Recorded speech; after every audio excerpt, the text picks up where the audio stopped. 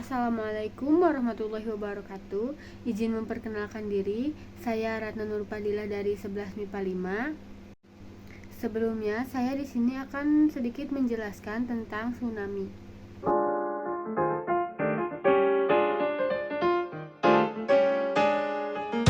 Indonesia merupakan negara dengan potensi gempa tektonik yang cukup besar, maka menjadikan Indonesia juga negara yang rawan terjadi tsunami jika terjadi gempa yang berpusat di laut.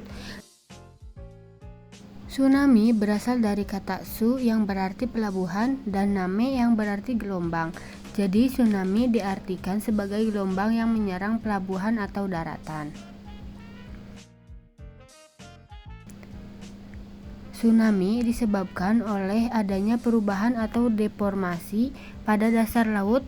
Peristiwa deformasi pada dasar laut dapat disebabkan oleh adanya gempa bumi tektonik dengan magnitudo lebih besar dari 7 dan kedalaman sumber gempa kurang dari 70 km.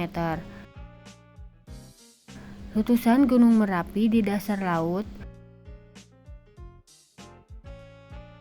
longsoran yang terjadi di dasar laut, atau longsoran di darat yang masuk ke dalam laut, dan meteor yang jatuh ke laut. Ada juga zona megatrust. Apa itu zona megatrust? Zona megatrust merupakan daerah pertemuan lempeng tektonik. Lalu, bagaimana zona megatrust memicu gempa dan tsunami di Indonesia?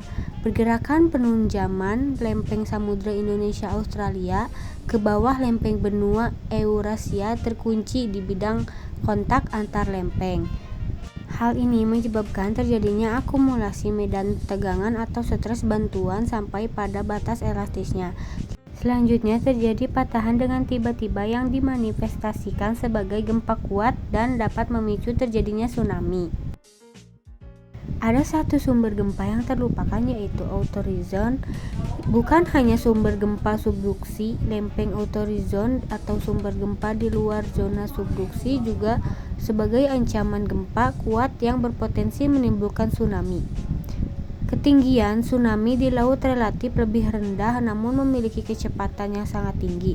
Semakin mendekati daratan tinggi, gelombang tsunami akan semakin meningkat, namun kecepatannya akan semakin berkurang. Ketinggian tsunami juga dipengaruhi oleh bentuk pantai. Bentuk pantai yang terbuka akan menghasilkan gelombang tsunami yang relatif pendek, sedangkan bentuk pantai berupa teluk akan menghasilkan gelombang tsunami yang relatif lebih tinggi. Karena sifatnya yang datang dengan cepat, maka kita harus mengenali tanda-tanda datangnya tsunami. Sebelum datangnya tsunami, terlebih dahulu akan terasa getaran yang kuat karena gempa bumi yang menyebabkan kita susah berdiri, dan pada umumnya diikuti dengan surutnya permukaan air laut, serta terlihat gelombang panjang berwarna pekat di horizon sejajar permukaan air laut. Sekian video review dari saya. Mohon maaf bila ada kekurangan dan kesalahan. Wabillahi taufiq wal hidayah. Wassalamualaikum warahmatullahi wabarakatuh.